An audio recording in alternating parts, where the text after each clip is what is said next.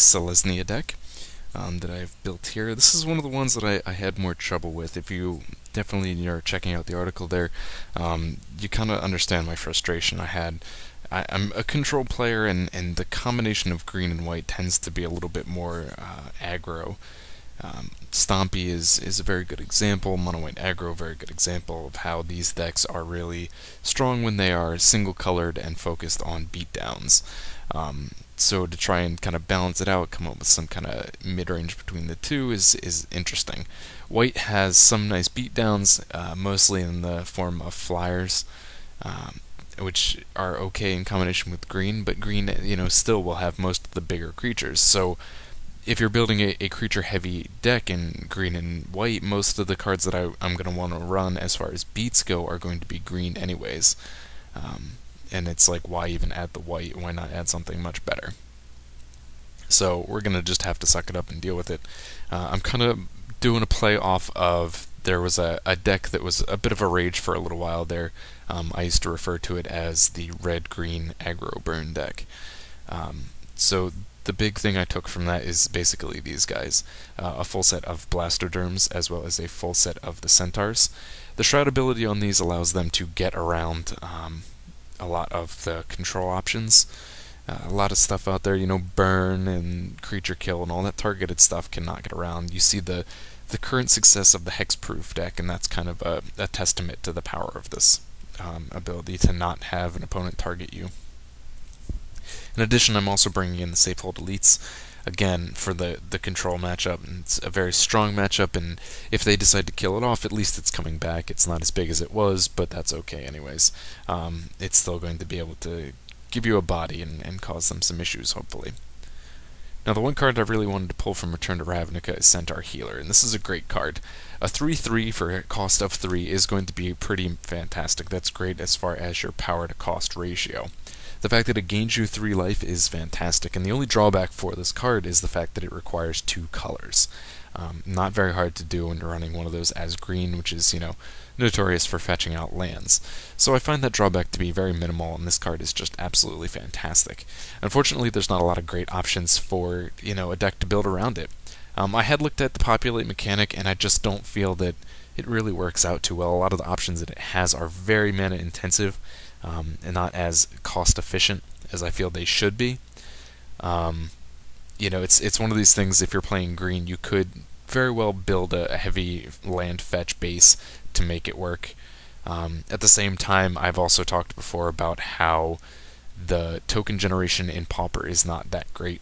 We did get a couple of new options in Return to Ravnica for generating Centaur tokens, but I felt that, trying something else and going a different way other than Populate was a better idea.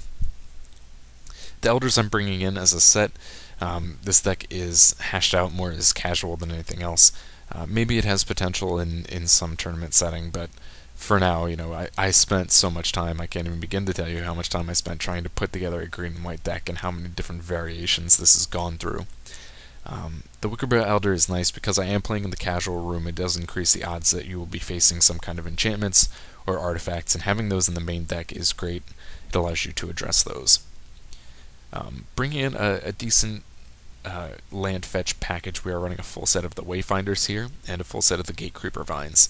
Only running 21 lands. My mana curve is relatively low. I do have actually several 4-drops, but you should be able to hit those pretty well because of the fact that we are running 8 land fetch creatures. So those will balance out really well. Now, I still wanted to bring in a bit of a control package, and I had to go with Oblivion Ring. Enchantment control is kind of the best that white has to offer. We currently see a lot of Unmake, but that requires a 3 white cost, a 3 white investment. Your other options include things like Exile, which includes drawbacks such as non-white, as well as target attacking creatures. So they're okay. The benefit is sorcery speed versus instant speed. In this case, I went with Oblivion Ring over Journey to Nowhere because of the fact that it allows me to target things that are not just creatures. That is something that, again, being played in the casual room, I feel that it's a little bit more important to have some more options for dealing with artifacts and whatnot. Also bringing in a full set of the Arrestor. I love this card. It was a great card. I drafted it a lot when it came to the Return to Ravnica drafts and limited events. It is a pretty good body, a 2/1 for 2. That cost effectiveness works well with the detain ability that we were introduced to. Allows you to basically lock out a creature for a turn. Also can be useful the fact that it also provides a block for activated abilities. Something to keep in mind. So I think it's actually a nice control option. I did have a fan fix I did a while ago. Someone was trying to build a mono white control deck, and I think this would be an automatic inclusion into that if you were to revisit. Anyways, also tried Avenging Arrow, and I'm not sure in retrospect if I like this choice or not. It's okay. It's nice because it's got the ability to kill anything. It's played at instant speed. It does not have any real drawbacks outside of the fact that you have to take damage. So it's great, except if you're facing down like a Crusher, it means you have to take the 8 damage off the Crusher before you can use the Avenging Arrow to kill it.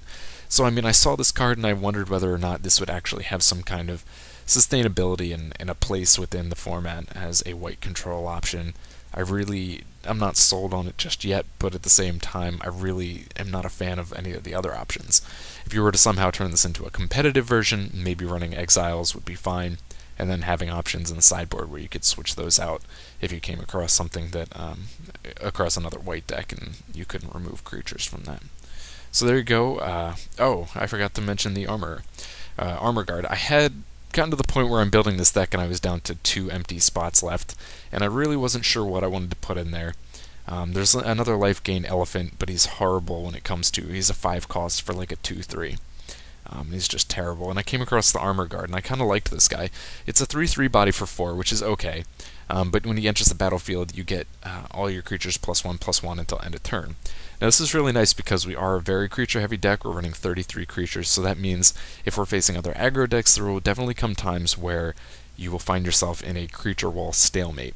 Your opponent has a lot of creatures out, you have a lot of creatures out, and you're kind of both just waiting for something to tip the scales. This can be that card. If you play this, all of a sudden your creatures are a little bit bigger, you swing with all of them, and it all of a sudden makes your opponent have to think a little bit more. You may be able to take out some extra creatures that way.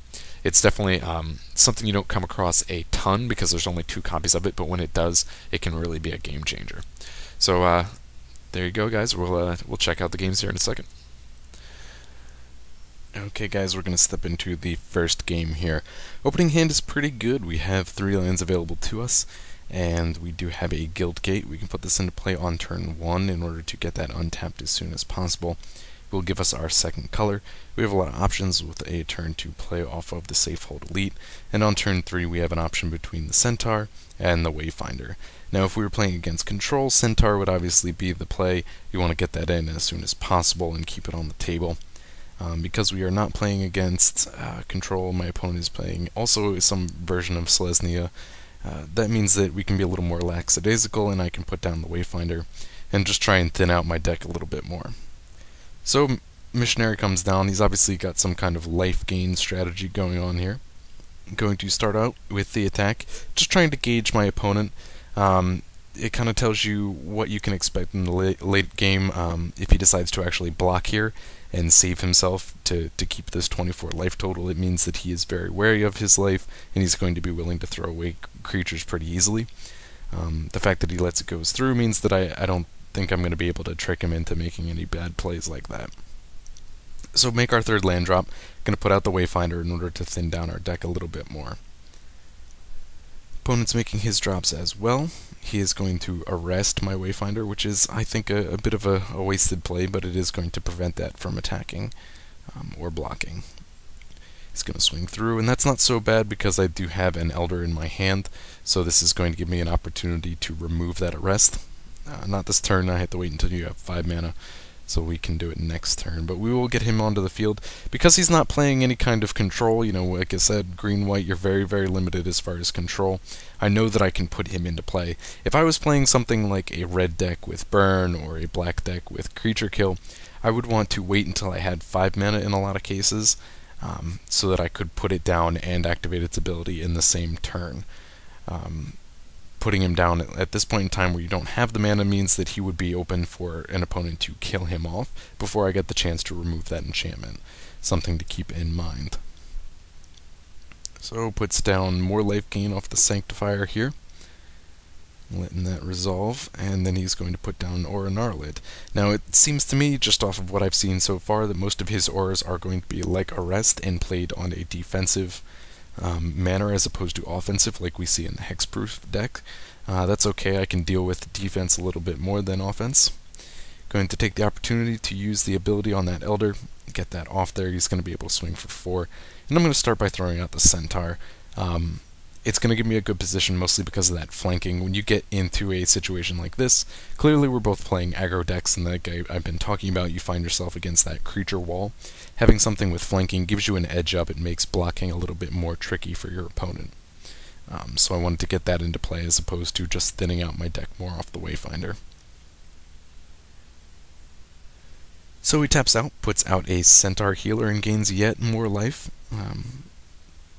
which is okay. I mean, he's back up to 21. He's actually took a lot of damage because he chose not to block anything. He's getting a lot of life, but if you look, he's got a lot of these really small creatures. These Sanctifiers have that 1 toughness. In the Missionary, it has 1 toughness, and 2 power. It can be a little more troublesome, but that's alright. He's going to attack through because I don't want to block with the Centaur. Flanking is only activated on our attack phase.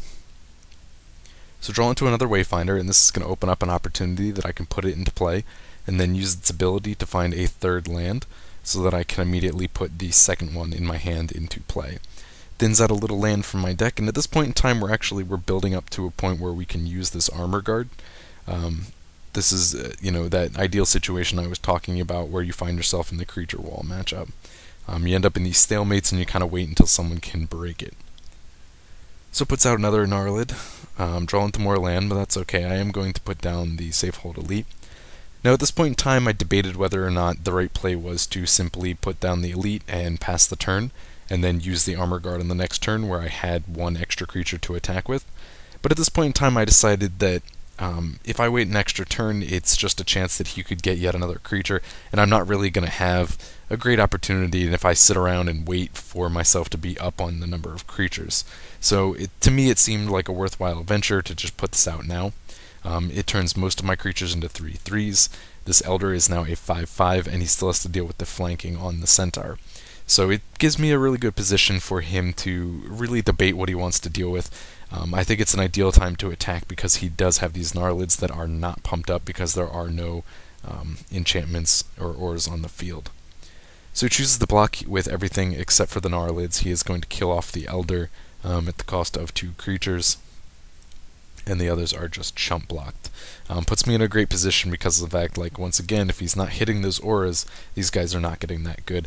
This is actually interesting to me because one of the variations I did try with the Selesnya when trying to put the deck together was using Aura Gnarlids and a similar strategy of defensive enchantments, things like Arrest that are auras and make it bigger, but can be used as a bit more control as opposed to aggro, and it really didn't work out. Things like this, it comes in at that 3 cost, and it's very mana intensive, so you really need pretty good draw, something that green and white really doesn't have. So this game's pretty much over. Even if he blocks 2 of my best creatures, he's going to be sitting across from a pretty large army. It's going to kill off both of his, and I have an arrow in my hand that I can get rid of one of his creatures. So going to swing all out, force him to block. He does realize that same thing. Even at 12 life, he's pretty much, I've cut through his wall, and this is what you want to do in that aggro matchup. You want to be able to cut through the wall so that you can get through and do the damage and get the win. Alright, let's check out that second game, shall we? Alright, and we're going to look at a second game here with the Selesnya deck. Opening hand pretty good once again. 2 lands, both colors. It's something you're definitely going to look for. We also hit into a great creep... God, I always try and stumble over this. Gate Creeper Vine, and that's going to allow us to find the 3rd land, which can then work us into the Civic Wayfinder, which will then find us the 4th land. Odds are we're going to be, unless we top deck another basic land, going to be using this Gate Creeper Vine to find a basic in order to make sure that we hit that Wayfinder on turn 3. This way we can get ourselves ramped up pretty good, we don't miss any of our land drops, and we'll have all of our mana available to play this Blastoderm as soon as possible. Actually a pretty decent hand if you look at it this way. We do have the Blastoderm, which is our biggest creature, and then 2 of our other big creatures in hand, so we're going to be able to get a pretty strong start, and then we can use this Armor Guard as well to pump it all up and get through for the win. Opponent starts off with Probe into Ponder, which usually tells us that it is Delver Blue of some sort. Actually turned out not to be, but that was my first inclination. So when playing against control, there's not a whole bunch I can do here. Obviously my priorities are going to be trying to get the Shroud creatures into play, as well as trying to get things around counter spells, so looking for my opponent to be tapped out as often as possible. So Ponders again. I wonder if he, at this point, had kept a one-land hand and was looking for another off the Ponders, and the Probe does find it, so it's not a big deal. Puts down a Mountain, so it's kind of interesting. I wonder if I started to think, I guess maybe it's Kiln Fiend. The Wee Fiend, Kiln Fiend, whatever you want to call it, deck that does look to combo off these cheap spells. Who knows? Wayfinder will come down. We are going to use that, like I said, to find our 4th land so that we can make sure we get this Blastoderm into play right now. Really, definitely something this deck looks for is being able to hit all of your mana drops and get those creatures down as soon as you can. It really works out great. The Wayfinder and the Gatekeeper work great for getting those lands and ensuring that we make those drops. Blastoderm comes down. Opponent not really making plays, so I'm going to be as aggressive as possible. Throwing those in. Now I'm going to put down Wickelburrow Elder. Like I said, want to be as aggressive as possible. He's got no creatures, so we're really kind of holding back. We have our 3 white control options in hand, actually, but we wanted to kind of hold those back just to see what our opponent is running. If this is some sort of Wee Fiend deck, then what we're going to want to do is hold these until he gets one of those in, and then remove those. Those are definitely the key parts. If you can get rid of a Kiln Fiend or Wee Dragonaut, that will be your ideal target. So we're going to try and be as aggressive as possible. We're putting down our biggest creature. We're going to be able to swing pretty hard next turn. We're going to put down the Armor Guard for the win. Well, the exception being if he does this and he killed off my Wickelburrow Elder with the Flame Slash. Just goes to show the power of the Shroud here. He obviously had that in hand, sitting back waiting to kill off something bigger. With the Probe, he did know I had some of those 3/3 creatures and could definitely choose his targets better. Gets down Talisman, which will do just enough life gain to get him up and save him for 1 turn. Going to put down the Armor Guard, and it is going to pump up the Blastoderm and the Wayfinder so I can swing through for 9. Even off another life gain there, he obviously did not draw into anything that was going to save him, so he decides to concede out. Ultimately, I think the deck works well for what it is. It's definitely a casual aggro deck. I really do not think this has got any kind of options as far as converting it into something more competitive. Some of the other decks that we've explored this week will have that kind of option if you wanted to really dive into it. This I do not think is going to do so. Definitely a lot of fun though if you're into creature-based decks. If you're new to Pauper or something like that, it can be a lot of fun to get something going like this.